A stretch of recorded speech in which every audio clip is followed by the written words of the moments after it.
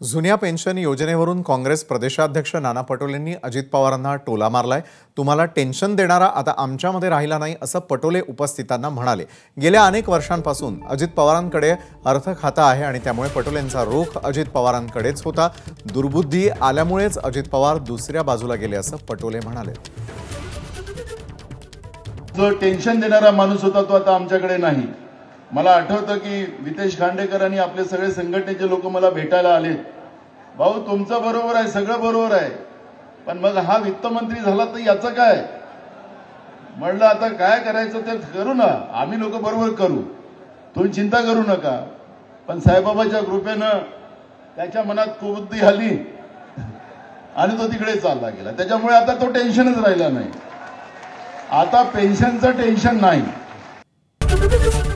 ABP माझा, उघडा डोळे बघा नीट।